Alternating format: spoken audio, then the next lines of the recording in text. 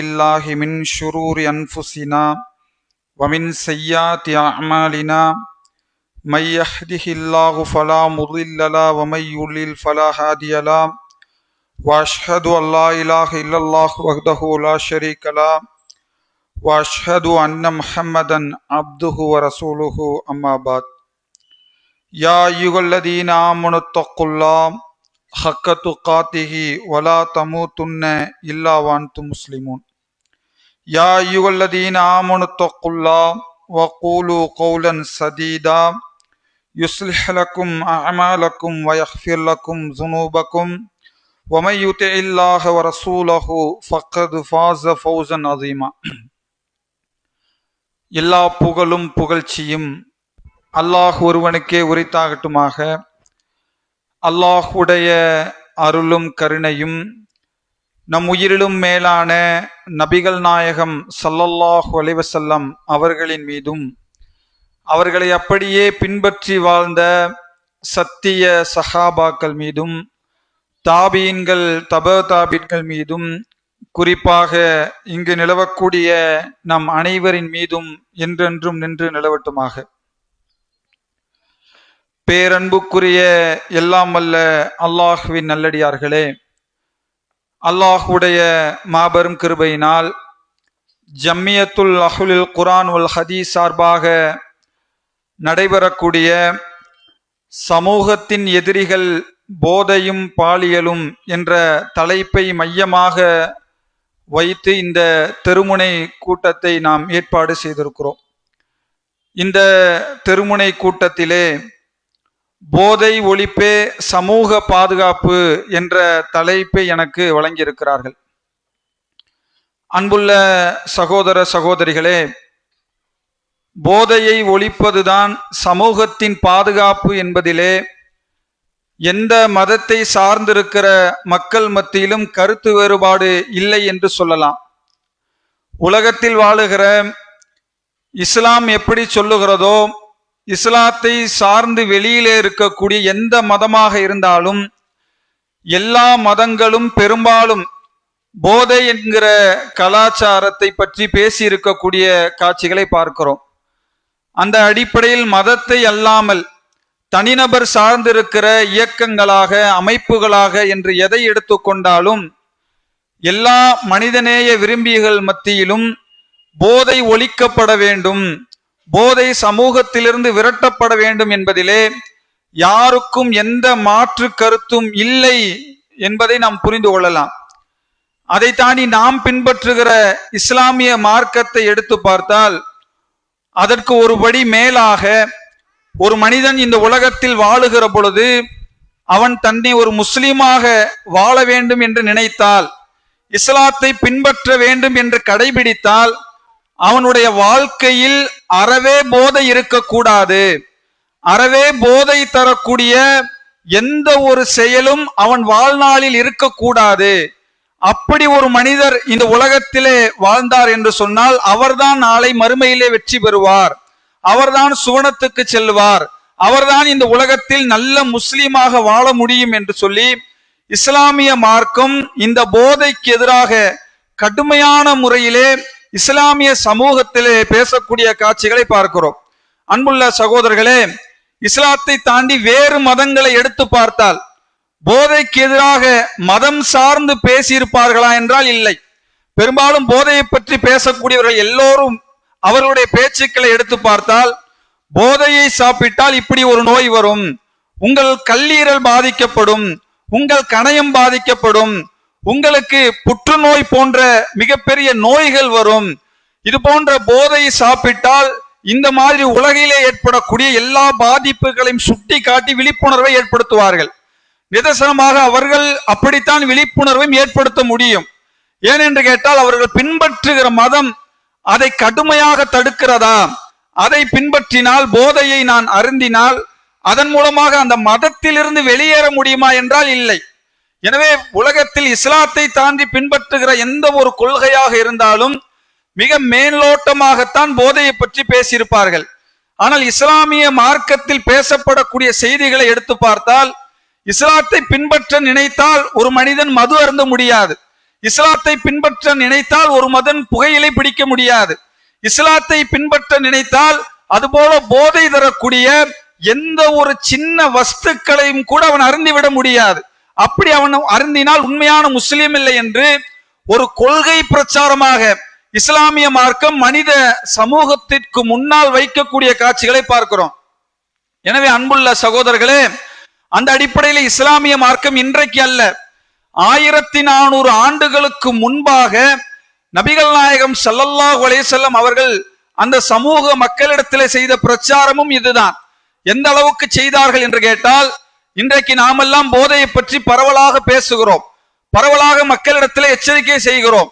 அதை தாண்டி நபிகள் நாயகம் ஸல்லல்லாஹு அலைஹி வஸல்லம் அவர்கள் காலத்திலே மதுவிலே மூழ்கி இருக்கக்கூடிய மக்களாக அந்த மக்கள் இருந்தார்கள். இன்றைக்கெல்லாம் மது அருந்துவதாக இருந்தால் நம்ம ஒரு கடைக்கு சென்று அதை வாங்கி அருந்தித்தான் இன்றைக்கு மது பழக்கத்தில் ஈடுபடுவார்கள். ஆனால் அன்றைய காலம் எப்படி இருந்தது என்று கேட்டால், மது ஒரு மனிதர் அருந்த வேண்டும் என்றால் தன்னுடைய வீட்டிலே அதை தயாரித்து அதை அருந்து கொள்வார். அந்த அளவுக்கு ஒவ்வொரு வீடுகளிலும் இந்த மது என்கிற போதை என்கிற தீமை சர்வ சாதாரணமாக அந்த மக்கள் மத்தியிலே நுழைந்து இருந்தது. அதை நபிகள் நாயகம் ஸல்லல்லாஹு அலைஹி வஸல்லம் அவர்கள் 1400 ஆண்டுகளுக்கு முன்பாகவே மதுவுக்கு எதிராக கடுமையான முறையிலே அந்த மக்களிடத்திலே எச்சரிக்கை செய்தார்கள்.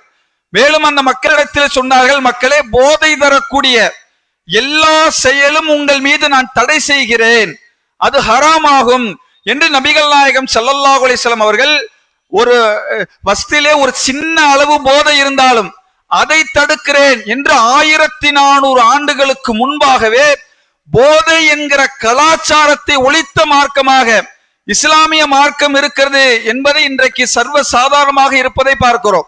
அதனால் தான் கண்ணுக்கு முன்னால் நீங்கள் பார்க்கலாம், ஒரு மனிதர் இஸ்லாத்தை சரியாக பின்பற்றினால், இஸ்லாத்துல சில பேர் மது அருந்துவார்கள், இஸ்லாத்தின் பெயர் வைத்துக் கொண்டு புகையிலை பிடிப்பார்கள், இஸ்லாத்தின் பெயரை வைத்துக் கொண்டு எந்த விதமான போதைகளையும் சர்வ சாதாரணமாக செய்வார்கள். அந்த மக்களை பற்றி நான் பேசவில்லை. ஆனால் முழுமையாக இஸ்லாமிய மார்க்கத்தை கடைபிடிக்கிற ஒருவர், இஸ்லாத்தில் சொல்லப்பட்ட கடமையான நோன்புகளை நோட்கிற ஒருவர், இஸ்லாத்தில் சொல்லப்பட்ட கடமையான தொழுகையை தொழுகிற ஒருவர், இஸ்லாத்தை தூய்மையான வடிவிலே பின்பற்ற வேண்டும் என்று கடைபிடிக்கிற ஒருவர், அப்படி ஒருவர் மதுவிலே மூழ்கி இருக்க மாட்டார், அப்படி ஒருவர் புகையிலே மூழ்கி இருக்க மாட்டார், அப்படி ஒருவர் கஞ்சா போன்ற மோசமான பழக்கங்களுக்கு அடிமையாகி இருக்க மாட்டார். ஏனென்று கேட்டால் அதற்கும் இஸ்லாத்துக்கும் சம்பந்தம் இல்லை. அது போன்ற மதுவை அருந்தினால், அது போன்ற போதைகளை அருந்தினால் நான் இறைவனை நெருங்க முடியாது, இறைவன் அதை தடை செய்திருக்கிறான், இஸ்லாத்திலே அது பெரும்பாவமாக சொல்லப்பட்டிருக்கிறது என்று சொல்லி இஸ்லாமியர்களிடத்திலே முஸ்லிம்களிடத்திலே இறைவனை சரியாக பின்பற்றுகிற மக்கள் மத்தியிலே அது போன்ற எந்த விதமான போதை கலாச்சாரத்தையும் நம்மால் பார்க்க முடியாது. அதை தாண்டி இன்றைக்கு பார்க்கிறோம், இஸ்லாத்தின் பெயரால் இஸ்லாமிய பெயர் வைத்துக் கொண்டு முஸ்லிம் இளைஞர்களுக்கு மத்தியிலே, அன்புள்ள சகோதரர்களே, இது வேறு மதத்திலிருந்து, வேறு கொள்கையிலிருந்து, வேறு கொள்கையால் பாதிக்கப்பட்டு இது போன்ற தலைப்பட்டு இங்கே நாம் பேசவில்லை. நமக்கு பேசுகிற காரணம் என்ன என்று கேட்டால், இன்றைக்கு இஸ்லாமிய சமூகத்திலே இருக்கிற இளைஞர்கள் ஒவ்வொரு மஹல்லாவிலும், ஒவ்வொரு ஜமாத்திலும், ஒவ்வொரு இயக்கங்களிலும், ஒவ்வொரு அமைப்புகளிலும் இருக்கக்கூடிய பெரும்பாலான இளைஞர்களை இன்றைக்கு நாம் தேடி எடுத்து பார்த்தோம் என்று சொன்னால், இஸ்லாமிய இளைஞர்கள் மத்தியிலே அல்லாஹ் பாதுகாத்த 100லே ஒரு 10% ஒதுங்கி இருக்கலாம், ஒரு 20% ஒதுங்கி இருக்கலாம். ஆனால் 80% இஸ்லாமிய இளைஞர்களிடத்திலே போதை என்கிற கலாச்சாரம், போதை என்கிற பழக்கம் ஏதோ ஒரு வகையிலே இஸ்லாமிய சமூகத்திலே ஊடுருவிப்பதை இன்றைக்கு கண்ணுக்கு முன்னால் பார்க்கிறோம். எந்த அளவுக்கு பார்க்கிறோம் என்று கேட்டால், கடந்த 3-4 மாதங்களிலே காவல்துறையிலே பதிவு செய்யப்பட்ட போதைக்கு எதிரான வழக்குகளை எடுத்து தேடி பார்த்தால், அந்த போதைக்கு எதிராக போடப்பட்ட வழக்குகளிலே 10 வழக்குகள் கஞ்சாவுக்கு எதிராக போட்டிருக்கிறார்கள், 10 வழக்குகள் மதுவுக்கு எதிராக போட்டிருக்கிறார்கள், 10 வழக்குகள் மதுவின் காரணமாக ஏற்பட்ட பிரச்சனைகளுக்கு எதிராக, சண்டைகளுக்கு எதிராக போட்டிருக்கிறார்கள் என்று தேடி பார்த்தால், அந்த 10 வழக்கிலே குறைந்தது 5 வழக்குகள் 6 வழக்குகள் முஸ்லிம் இளைஞர்களுடைய பெயர்களிலே அந்த வழக்கு போடப்பட்டிருக்கிறது. நான் ஏதோ இந்த மேடையிலே முஸ்லிம்களுக்கு மத்தியிலே இது போன்ற நம்முடைய சமுதாயத்தை குறைத்து தாழ்வாக மதிப்பிடப்பட வேண்டும் என்பதற்காக சொல்லவில்லை.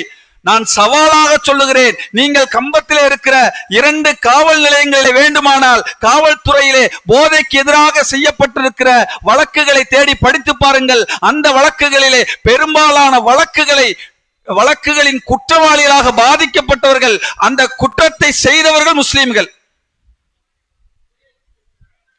எப்படி வந்தது? 1400 ஆண்டுகளுக்கு முன்பாக இஸ்லாத்தின் பெயரால் தடை செய்யப்பட்ட, இஸ்லாத்தின் பெயரால் ஒழிக்கப்பட்ட கலாச்சாரம் இன்றைக்கு இஸ்லாத்தின் பெயர் வைத்துக் கொண்டு இன்றைக்கு நம்மிடத்திலே, நம்முடைய இளைஞர்களுக்கு மத்தியிலே சர்வ சாதாரணமாக காவல்துறையில் வழக்குகள் என்ற அளவிலே இன்றைக்கு இஸ்லாமிய இளைஞர்கள் மீது வழக்கு வாங்குகிறார்கள் என்று சொன்னால், அன்புள்ள சகோதரர்களே, சிந்திக்க வேண்டும். அவர்கள் தவறு செய்கிறார்கள் என்பது காரணத்தை தாண்டி அவர்கள் தவறு செய்வதற்கு இந்த சமூகமும் ஒரு காரணமாக இருக்கிறது என்பதை நான் பதிவு செய்கிறேன். ஏன் பதிவு செய்கிறேன்? பெரும்பாலும் முஸ்லீம் இருக்கக்கூடிய மஹல்லாக்களை எடுத்து பார்த்தால் மாற்று மத மக்கள் நிறைந்திருக்கக்கூடிய மஹல்லாக்கள் அல்ல. கம்பத்திலே முஸ்லிம்கள் எந்த பகுதியிலே வாழுகிறார்களோ பெரும்பாலும் சுற்றி இருக்கக்கூடிய அனைவரும் ஒரு முஸ்லிம் மஹல்லாக்குள்ளே தான் இருக்கிறோம். அந்த முஸ்லிம் மஹல்லாக்குள்ளே இருக்கிற இளைஞர்கள் தான் அது போன்ற போதையிலே ஈடுபட்டு கொண்டிருக்கிறார்கள். அதுபோன்ற எந்த ஜமாத்திலே எந்த அமைப்பின் கீழே இருக்கிறார்களோ அந்த ஜமாத்தின் கீழே, அந்த அமைப்பின் கீழே இருக்கிற சில இளைஞர்கள் மீதுதான் வழக்கு பதிவு செய்யப்படுகிறது. அப்ப முதலிலே நான் வைக்கிற அமைப்புகளுக்கும் மஹல்லா ஜமாத்தார்களுக்கும் இயக்கங்களுக்கும் நான் வைக்கிற கோரிக்கை என்ன தெரியுமா? அன்புள்ள சகோதரர்களே, அல்லாஹ் ஒவ்வொருவரையும் பொறுப்பாளிகளாக ஆக்கியிருக்கிறான். உங்கள் பொறுப்புகளுக்கு கீழே உள்ள மக்களை பற்றி நாளை மறுமையிலே விசாரிக்கப்படுவீர்கள் என்று நபி அல்லாஹ் ரப்பல் ஆலமீன் திருமறை குர்ஆனிலே சொல்லி காட்டுகிறான். அந்த அடிப்படையிலே இந்த கம்பத்திலே சில இளைஞர்கள் அது போன்ற போதையினால் கஞ்சாவை வாங்குகிறான், கஞ்சாவை விற்கிறான், கஞ்சாவை அடிக்கிறான் என்று வழக்கு பதிவு செய்கிற பொழுது அதை பார்த்து வாய் மூடி மௌனியாக இருக்கிற அத்தனை மக்கள் மீதும் அல்லாஹ் ரப்பல் ஆலமீன் நாளை மறுமையிலே விசாரணை எழுப்புவான். ஒரு மஹல்லாவுல சுத்தி இருக்கக்கூடிய சில இளைஞர்கள் அப்படி போகும்போது தெரிந்தவர்கள், அறிமுகமானவர்கள், குடும்பத்தில் உள்ளவர்கள் தவறு செய்கிறார், எனக்கென்ன என்று சர்வ சாதாரணமாக நான் போகிறேன் என்றால், நபிகள் நாயகம் ஸல்லல்லாஹு அலைஹி வஸல்லம் அவர்கள் சொன்னார்களே, தீமைகளை பார்த்து வாய் மூடி மௌனியாக இருக்கிற அந்த மக்களை பார்த்து அல்லாஹ்வுடைய தூதர் ஒரு உதாரணம் சொன்னார்கள். ஒரு கப்பலை உதாரணமாக சொன்னார்கள். ஒரு கப்பலிலே கீழடுக்கிலே சில பேர் இருக்கிறார்கள், மேலடுக்கிலே சில பேர் இருக்கிறார்கள். கீழடுக்கில் இருக்கிறவங்க என்ன நினைக்கிறாங்க? மேல போய் தண்ணி எடுத்துட்டு வரணும். நம்ம ஏன் மேல போய் தண்ணி எடுக்கணும்? கப்பல்ல கீழே ஓட்ட போட்டா தண்ணி எடுத்து விடலாம் என்பதற்காக கப்பலை ஓட்டை போடுகிறார்கள். சகோதரர்களே, இந்த உதாரணம் அப்படியே நம்முடைய சமூகத்துக்கு பொருந்தி போகிற உதாரணம். நம்முடைய வீதிகளிலே, நம்முடைய தெருக்களிலே, நம்முடைய ஊர்களிலே, நம்முடைய கண்ணுக்கு முன்னால் இஸ்லாமிய இளைஞர்கள் இஸ்லாமிய பெயர்கள் வைத்துக் கொண்டு கஞ்சாவை விற்கிறான், கஞ்சாவை வாங்குகிறான், மதுவை விற்கிறான், மதுவை வாங்குகிறான், மதுவிலே மூழ்கி இருக்கிறான். அதை நாம் வேடிக்கை பார்த்தால் மேல இருக்கிறவங்க என்ன செய்யணும்? கீழே கப்பலை ஓட்ட போடுறான். கீழே கப்பலை ஓட்டை போட்டால் கீழே இருப்பவர்கள் மட்டுமல்ல மேலே இருப்பவர்களும் அழிய வேண்டுமே என்பதற்காக ஓடோடி போய் கீழே ஓட்டை போடுகிற மக்களை அவர்கள் தடுக்க வேண்டுமா இல்லையா? ஆனால் அந்த மக்கள் கீழே இருக்கிற மக்களை தடுக்காமல் அவன் பகுதியிலான போடுறான், போட்டா போடட்டும் என்று நினைத்து விட்டார்கள். அல்லாஹ்வுடைய தூதர் கேட்டார்கள், இப்போது சொல்லுங்கள், கீழே இருப்பவர்கள் மட்டும் அழிவார்களா, மேலே உள்ளவர்களும் சேர்த்து அழிவார்களா என்று கேட்டார்கள். அத்தனை பேரும் அழிந்து போவார்களே. அதுபோல் ஒரு சமூகத்திலே நடக்கிற தீமைகளை நாம் வாய் மூடி மௌனியாக கைகட்டி வேடிக்கை பார்த்தால் அந்த சமூகமே அழிக்கப்படும் என்கிற பாடத்தை சொன்னார்கள்.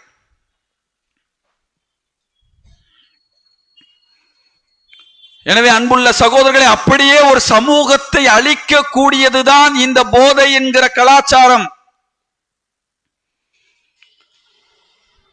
கொஞ்சம் கொஞ்சமாக இது சமூகத்தை அழித்துவிடும். இந்த போதைக்கு எதிராக நாம் எத்தனையோ இடங்களிலே பிரச்சாரம் செய்கிறோம். நாம் பிரச்சாரம் செய்வதை விட தமிழக அரசு கூட சில விளம்பரங்கள் கூட பிரச்சாரம் செய்கிறார்கள். ஒவ்வொரு மருத்துவமனையிலும் பிரச்சாரம் செய்யப்படுகிறது. ஒவ்வொரு குற்றங்களுக்கு எதிராக மருத்துவமனையில் அனுமதிக்கப்பட்ட பொழுது எதனால் இவர் இந்த நிலையை அடைந்தார் என்று அவரை வைத்து பேச விடுகிறார்கள். நான் உங்கள் மத்தியிலே போதையினால் ஏற்படக்கூடிய கேடுகளை, பெருமளவிலே உடல் ரீதியாக இருக்கிற கேடுகளை பற்றி நான் விளக்கவில்லை. ஏன்னா இங்க வந்திருக்கிற நம்ம அத்தனை பேருக்கும் தெரியும் புகைப்பிடித்தால் என்ன வரும். 3வது 5வது படிக்கிற மாணவர்களை கேட்டால் சொல்லிவிடுவார்கள். மதுவை அடித்தால் என்ன நடக்கும் கண்ணுக்கு முன்னாடி பார்த்து விட்டோம். வேறு மாதிரியான போதைகளை அடித்தால் என்ன நிலைமை கண்ணுக்கு முன்னால் ஒவ்வொரு ஊர்களிலும் தெருக்களிலும் சில மனிதர்களை நீங்கள் பார்க்கலாம். சட்டையை கிழித்துக் கொண்டு தன்னைத்தானே பேசிக்கொண்டு யாரும் மதிக்கப்படாமல் ரோட்டோரங்களிலே விழுந்து கிடப்பார்களே, கண்ணுக்கு முன்னால் பார்த்து விட்டோம். நம்மளே சில நேரங்களில் பேசியிருப்போம், யாருப்பா அவருக்கு பேசி சட்டை தன்னைத்தானே கழிச்சு ஓரமா போடுது, இவரை தெரியாதப்பா. 5 வருஷத்துக்கு முன்னாடி 2 வருஷத்துக்கு முன்னாடி கஞ்சாங்கிற பயங்கரமான போதையினால் அடிமைப்பட்டு வீட்டிலிருந்து விரட்டப்பட்டு ரோட்டுக்கு வந்து யாராவது தரமாட்டார்களா தனக்குத்தானே பேசிக்கொண்டு சட்டை கிழித்து கொண்டு படுத்திருந்தவர். நம்ம மட்டுமல்ல, யார் அந்த போதையை அருந்தி கொண்டுகிறார்களோ அவர்களும் இந்த இதற்கு எதிராக கண்ணுக்கு முன்னால் பார்க்கிறார். அப்ப போதைகள் என்ன விளைவுகளை ஏற்படுத்தும் என்பதை நான் விளக்க இந்த இடத்திலே நான் முற்படவில்லை. அன்புள்ள சகோதரர்களே, சகோதரிகளே, நான் என்ன இந்த இடத்திலே உங்களிடத்திலே கோரிக்கையாக வைக்கிறேன் என்று சொன்னால், ஒரு மனிதர் 20 வயதிலே மதுவுக்கு அடிமையாகிறார், 22ல கஞ்சாவுக்கு அடிமையாகிறார், 25ல அபின் போன்ற மோசமான போதைகளுக்கு எதிராக அடிமையாகிறார் என்று சொன்னால், அவர் அடிமையாவதற்கு முன்னால் அவருடைய வாழ்க்கை என்ன, அதை சம்பந்தப்பட்ட பெற்றோர்களாகிய தந்தைக்கும் தாய்க்கும் சில அறிவுரைகளை சொல்ல நான் ஆசைப்படுகிறேன். வேண்டுமென்றால் அந்த போதைக்கு அடிமையானவரை அழைத்து இப்படி செய்தால் இப்படி உங்கள் உடல் பாதிக்கப்படும் என்பதற்காக அப்படி அடிமையானவர்கள் இங்கே யாரும் வரவில்லை. போதையினால் என்ன அப்படின்னு பேசுறதுக்கு இங்கே வந்திருந்த அத்தனை பேரும் நான் அதால் பாதிக்கப்பட்டிருக்கிறேன், நான் கஞ்சாவால் பாதிக்கப்பட்டிருக்கிறேன், மதுவால் பாதிக்கப்பட்டிருக்கிறேன் என்று பாதிக்கப்பட்ட மக்களை அழைத்து இங்கே நாம் பேசவில்லை. பேசுவது யாருக்கு என்று கேட்டால், அதுபோல இன்றைக்கு அடிமையாகி இருக்கிறார்களே, மதுவுக்கு அடிமையாகி இருக்கிறார்களே, கஞ்சாவுக்கு அடிமையாகி இருக்கிறார்களே, பெரிய பெரிய போதை வஸ்துக்களுக்கு அடிமையாக இருக்கிறார்களே, ஏன் அடிமையாக இருக்கிறார்கள் என்று நாம் தேடி ஆய்வு செய்கிற பொழுது அவர்கள் அடிமையாக இதனுடைய பின்னணியிலே பெரும்பாலும் 60% காரணமாக அவருடைய பெற்றோர்கள் இருக்கிறார்கள். இன்றைக்கு அறிவியல் கூட அதை எழுதியிருக்கிறார்கள். ஒரு மனிதர் எதனால் அடிமைப்பட்டு கிடக்கிறார் என்று பல மனிதர்களிடத்திலே ஆய்வு நடத்தி அந்த ஆய்வின் முடிவிலே என்ன என்று தேடி எடுத்து பார்த்தால் பெரும்பாலும் பெற்றோர்களினுடைய பராமரிப்பு சரியில்லை, பெற்றோர்களுடைய குழந்தை வளர்ப்பிலே பிழை, பெற்றோர்கள் அவர்களை சரியாக வழிநடத்தவில்லை, பெற்றோர்கள் அவர்களுக்கு சரியாக வழிகாட்டவில்லை, பெற்றோர்கள் அவர்களை பிரிந்து இருந்த காரணத்தினால் இது போன்ற அவன் கஞ்சாவுக்கு அடிமையாகிவிட்டான், மதுவுக்கு அடிமையாகிவிட்டான், அபினுக்கு அடிமையாகிவிட்டான், இன்னும் ஊசி மாத்திரை போன்ற பெரும் பெரும் போதைகளுக்கு அடிமையாகிவிட்டான். அப்ப அடிமையானவனுடைய பின்னணியிலே எது இருக்கிறது என்று கேட்டால், ஒவ்வொரு பெற்றோர்களை பார்த்து இஸ்லாம் ஆரம்பமாகவே சொல்லுகிறது, அன்புள்ள சகோதரர்களே சகோதரர்களே, உங்கள் பிள்ளைகளை அல்லாஹ் உங்களுக்கு அமானிதமாக இந்த உலகத்திலே கொடுத்திருக்கிறான். கொடுத்திருக்கிற பிள்ளைகள் உங்களுக்கு அமானிதங்கள். உங்கள் பிள்ளைகளை பற்றி நாளை மறுமையிலே நீங்கள் விசாரிக்கப்படுவீர்கள். நான் கேட்கிறேன் சகோதரர்களே, சில பெற்றோர்களை பார்க்கிறோம், எந்த நிலையில் பிள்ளைகளுக்கு எதிராக பிள்ளையை கண்டிக்கிற வயதாக வைத்திருக்கிறார்கள் தெரியுமா? 20 வயசு, 22, 25, 28. ஏன் கண்டிக்கிறார்கள்? 5 வயசுல கண்டிக்கல, 10 வயசுல கண்டிக்கல, நம்ம புள்ள என்ன நடந்தாலும் நம்ம கூட தான் இருப்பான். 15 வயசுல கண்டிக்கல, 18 வயசுல கண்டிக்கல, 20 வயசுல கண்டிக்கிறார், 22 வயசுல கண்டிக்கிறார். எப்படி கண்டிக்கிறார்? மகன் மதுவை அருந்திவிட்டு தள்ளாடி கொண்டு வீட்டின் கதவை தட்டுகிறான். தாய் பார்க்கிறார், தந்தை பார்க்கிறார். பார்த்தால் ஆச்சரியம், என் மகன் மதுவை அடிப்பானா? மதுவை அடிக்காதே என்று அந்த நேரத்திலே கண்டிக்கிறார். அதுவரைக்கும் அந்த பிள்ளை இடத்துல இஸ்லாத்தை சொல்லல, இஸ்லாமிய நற்குணங்களையோ இஸ்லாமிய அடிப்படைகளோ சொல்லித் தரவில்லை, ஈமானை சொல்லித் தரவில்லை, இறையச்சத்தை சொல்லித் தரவில்லை. உலக கல்வி என்ற போர்வையிலே என் மகன் நல்லா படிச்சு 10th எவ்வளவு மார்க், +2 எவ்வளவு மார்க், காலேஜில் எவ்வளவு மார்க், எதையும் சொல்லல.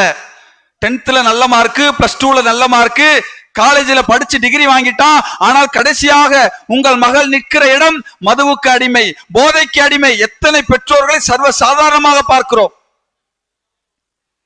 அடிமை மட்டுமல்ல, அதற்கு பிறகு உங்கள் பிள்ளைகளை கண்டிக்கக்கூடிய சூழல். மது அடிக்காதே என்று அவனிடத்திலே பேசினால் அவன் திருப்பி தாயும் தந்தையும் எடுத்து போட்டு அடிக்கிறான். உடனே ஓடி பாய், என் புள்ள நல்ல பிள்ளையா இருந்தான், மதுவை அடித்துக் கொண்டு அவனிடத்திலே நான் கேள்வி கேட்டால் அடிக்காதே என்று சொன்னால் அவன் என்னை திருப்பி அடிக்க வருகிறான் என்று எத்தனையோ பெற்றோர்களை இன்றைக்கு சர்வ சாதாரணமாக ஜமாத்துகளிலே முறையிடக்கூடிய பெற்றோர்களை பார்க்கிறோம். நான் என்ன பண்ண, எனக்கு தீர்வை சொல்லிக் கொடுங்கள். எந்த பெற்றோர்கள் தெரியுமா சகோதரர்களே? 5 வயதிலே உங்கள் பிள்ளை உங்கள் பேச்சை கேட்பதற்கு தயாராக இருந்தான், உங்களோடு பள்ளிவாசலுக்கு வருவதற்கு தயாராக இருந்தான், நீங்கள் சொன்னால் 5 வேளை தொழுவதற்கு தயாராக இருந்தான், நீங்கள் சொன்னால் இஸ்லாத்தின் கல்விகளை தெரிந்து கொள்வதற்கு தயாராக இருந்தான், நீங்கள் சொன்னால் இறையச்சத்தை படிப்பதற்கு தயாராக இருந்தான். ஆனால் அதில் உங்களுக்கு எந்த அளவும் துளியும் அதை பற்றி கவலையும் இல்லை, அக்கறையும் இல்லை. என்ன செஞ்சீங்க? 3 வயசு 4 வயசு 5 வயசு ஆனோன்னு சில லட்சங்களிலே உங்கள் பிள்ளைகளுக்காக செலவழிக்க தயார். பையனை 5 வயசுல ஸ்கூல்ல சேர்க்கணும், எந்த ஸ்கூல்ல சேர்க்கிறது தேடுங்க. எந்த பள்ளிக்கூடத்திலே நல்ல பாடம் நடத்துவார்கள், நல்ல ஃப்ளூவன்சியா பிள்ளை எந்த பள்ளிக்கூடத்தில் சேர்த்தா இங்கிலீஷ் பேசும். பல பள்ளிக்கூடங்களுக்கு நீங்கள் அலைந்தீர்கள். உங்கள் பிள்ளை படிப்பதற்காக ஃபர்ஸ்ட் ஸ்டாண்டர்ட்ல சேர்க்கணும்னா 30,000, செகண்ட் ஸ்டாண்டர்ட்னா 50, தேர்ட்னா 70, 5th 10th 12னா லட்சங்களுக்கு மேல் கூட நாங்கள் கொடுப்பதற்கு தயார். உங்க பிள்ளைய சேர்த்தீங்க, 6 மாதத்துக்கு ஒரு தடவை ஒரு 2ஆம் வகுப்பு முடிப்பதாக இருந்தால் 50,000 செலவழிக்கணும், 3வது வகுப்பு முடிப்பதாக இருந்தால் 70,000 செலவழிக்கணும். செலவழிச்சு உங்கள் பிள்ளையை படிக்க வைத்தீர்கள். உங்கள் பிள்ளை பணத்தாசை பிடித்தவனாக மாறுவதற்கு நீங்கள் ஒரு காரணமாகவும் அமைந்தீர்கள். சகோதரர்களை, இந்த இடத்திலே நான் பள்ளி படிப்பு அப்படி தேடக்கூடாது என்று சொல்லவில்லை, படிக்க கூடாது என்று சொல்லவில்லை. உங்கள் பிள்ளை ஒரு மருத்துவராகவோ ஒரு இன்ஜினியராகவோ வேறு உலகத்தில் கிடைக்கிற பட்டப்படிப்புக்கோ போகக்கூடாது என்று சொல்லவில்லை. அதை தாழ்த்தி இதை உயர்த்தி சொல்வதற்காகவும் சொல்லவில்லை. நீங்கள் மார்க்க கல்வியை கொடுக்காமல், மார்க்க கல்வியை எந்த வயதிலே விதைக்க வேண்டுமோ அந்த வயதிலே விதைக்காமல் உலக கல்வியை கொடுத்ததனுடைய விளைவு சகோதரர்களே, உலக கல்வியை படித்துக் கொண்டே இன்றைக்கு நடைபெறுகிற ஆட்டங்களை சர்வ சாதாரணமாக பார்க்கிறோம். உங்க புள்ள நினைச்ச மாதிரி மருத்துவராகிட்டார், பொறியியல் ஆகிட்டாரு, பெரிய பெரிய பட்ட படிப்புகளை படிச்சு லட்சத்துல கோடியில சம்பாதிக்கிறார். அவர் எந்த நோக்கத்துக்காக, எந்த லட்சத்திலே, எந்த கோடிகளிலே சம்பாதிக்க வேண்டும் என்று நினைத்தீர்களோ உங்கள் எண்ணத்தை, உங்கள் ஆசையை அவர் நிறைவேற்றி விட்டார். அந்த ஆசை மட்டுமல்ல, எப்படி பணத்தாசைக்காக நீங்கள் அதை செய்தீர்களோ, நாளை உங்கள் பிள்ளை உங்களையும் பணத்தாசையோடு ஒப்பிட்டு பார்ப்பான்.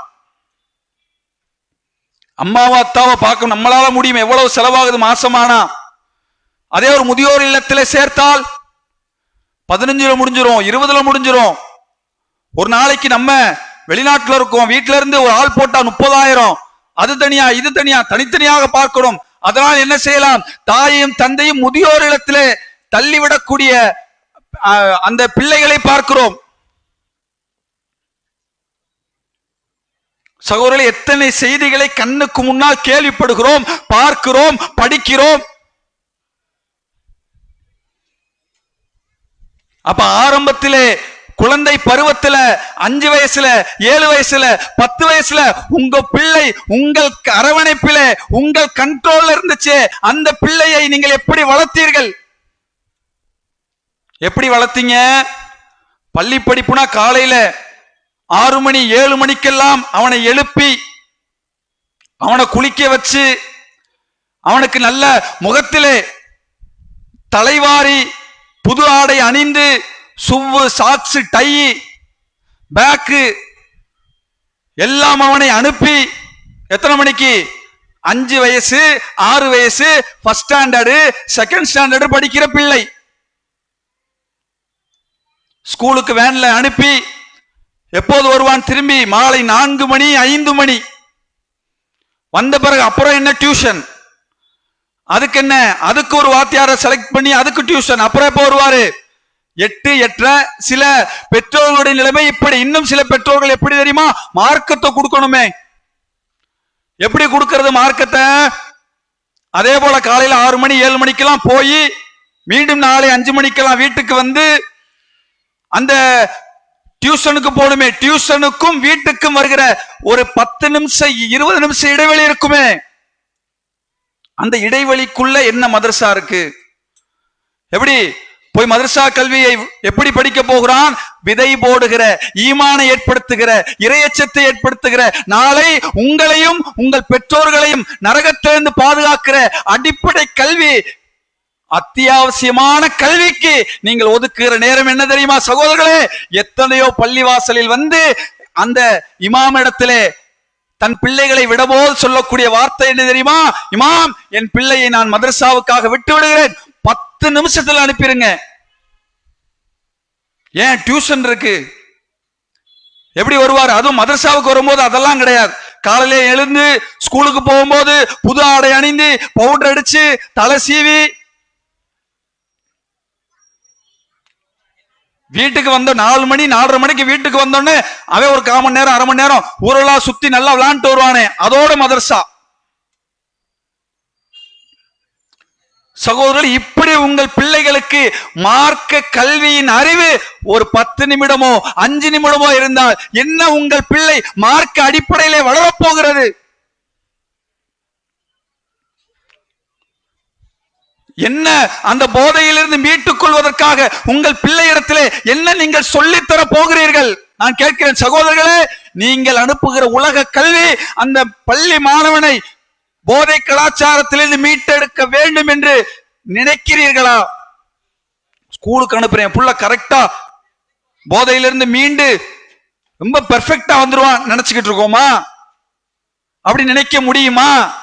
இன்னும் சொல்ல போனால் இன்றைக்கு பள்ளிக்கூட 6ஆம் வகுப்பு மாணவன் 7வதுல 8வதுல 9வதுல பள்ளிக்கூடத்துக்கு செல்லும் பொழுது கொண்டு போகிற பேக்ல மதுவை கொண்டு போகக்கூடிய மாணவனை பத்திரிகைகளை பார்க்கிறோம். சிகரெட்டை பள்ளிக்கூடங்களில் வைத்து அடிக்கக்கூடியவனை பார்க்கிறோம்.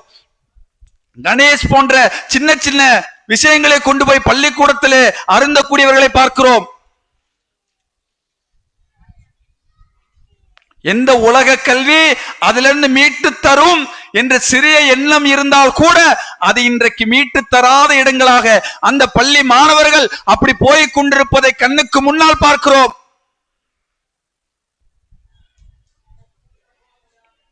அப்ப இந்த நிலை ஏன் ஏற்பட்டது?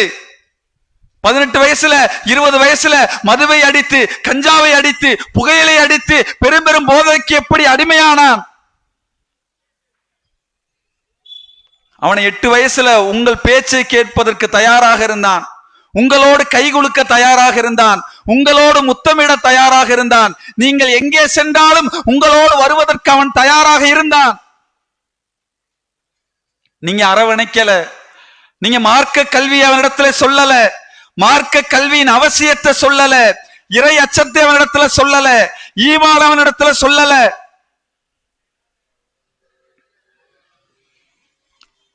ஈமானையும் இறையச்சத்தையும் இஸ்லாத்தையும் நீங்கள் சொல்லாததன் விளைவு 18 வயசுல சர்வசாதாரணமாக சிகரெட்ல ஆரம்பிச்சு கஞ்சாவுக்கு போறான், கஞ்சாவுல போதை பத்தல மதுவுக்கு போறான், மதுவிலும் போதை இல்லை என்பதற்காக ஊசி மாத்திரைகளை சர்வசாதாரணமாக அறிந்து கொண்டிருக்கிறான்.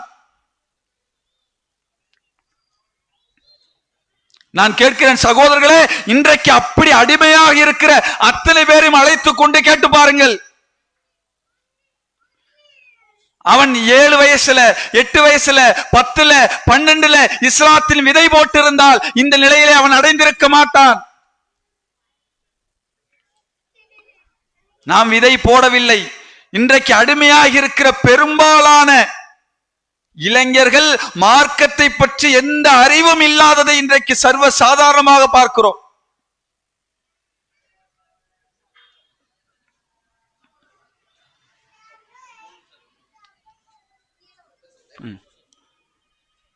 எனவே அன்புள்ள சகோதர சகோதரிகளே, இந்த போதை ஒழிப்பே சமூக பாதுகாப்பு என்று எனக்கு தலைப்பு கொடுத்திருக்கிறார்களே, காரணம் அதுதான். இந்த போதை சமூகத்தில் ஒழிக்கப்பட வேண்டும் என்று சொன்னால் இஸ்லாமிய மார்க்கம் சரியான முறையிலே பின்பற்றப்பட வேண்டும். இஸ்லாமிய மார்க்கம் பின்பற்றப்படாமல் வேறு காரணங்களால் வேறு செய்திகளால் இந்த போதையை நாம் ஒழித்துவிட முடியாது. அதைத்தான் இஸ்லாம் 1400 ஆண்டுகளுக்கு முன்பாக நபிகள் நாயகம் ஸல்லல்லாஹு அலைஹி வஸல்லம் அவர்கள் எந்த மதுவை அருந்திக் கொண்டிருந்தார்களோ அந்த மதுவை எடுத்து வீதிகளிலே தெளித்தார்கள், ஊற்றினார்கள். எப்படி விட முடிந்தது? நான் கேட்கிறேன் சகோதரர்களை, இறை அச்சம், நாளை மறுமையிலே என் இறைவன் என்னிடத்திலே விசாரிப்பான் என்கிற பயம்,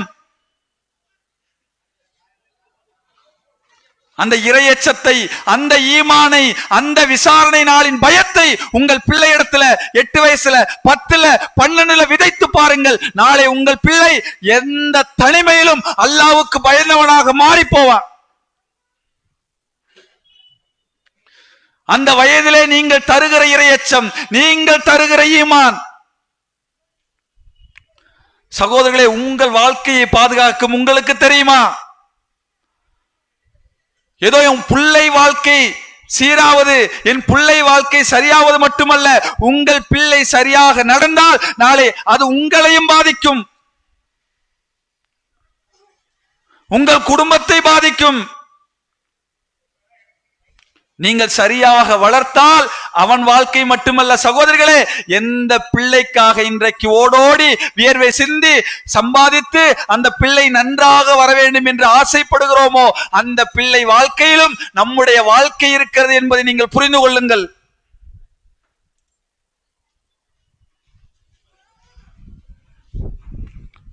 அப்ப பெற்றோர்களாக இருக்கிற நாம் செய்ய வேண்டிய பணி என்ன என்று கேட்டால், என் பிள்ளை 5 வயசுல 8 வயசுல 10 வயசுல இருக்கும் பொழுதே அந்த பிள்ளைகளுக்கான மார்க்க கல்வியை நாம் ஊட்டி வளர்த்தால்,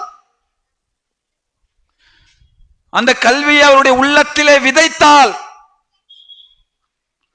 அதற்கு பிறகு நீங்கள் அவரிடத்திலே பேச தேவையில்லை. அந்த பிள்ளை தானாக வளரும், இறையச்சத்தால் வளரும், ஈமானால் வளரும். எனவே இதை பெற்றோர்களாக இருக்கிற நாம் நம்முடைய கரங்களிலே அல்லாஹ் அமானிதமாக கொடுத்திருக்கிறான் என்பதை நாம் ஒவ்வொருவரும் உணர வேண்டும். உணர தவறியதன் விளைவு இன்றைக்கு சமூகத்துல எங்கோ நடக்குது. யாரோ செய்கிறார்கள், யாரோ அடிக்கிறான், யாரோ குடிக்கிறான். வேடிக்கை பார்த்ததன் விளைவு 10 ஏரியாவை தள்ளினது 5 ஏரியா வந்துச்சு. 5 ஏரியாவிலே நடந்தது நம்முடைய தெருவின் கடைசியிலே நடந்தது. நம்முடைய தெருவின் கடைசியில் வாய் பௌடி மௌனியாக இருந்தது. நம்ம பக்கத்து வீட்டுல நடந்தது, அதையும் வேடிக்கை பார்த்தோம். நம்முடைய வீட்டுக்குள்ள இன்றைக்கு நடந்து கொண்டிருக்கிறது.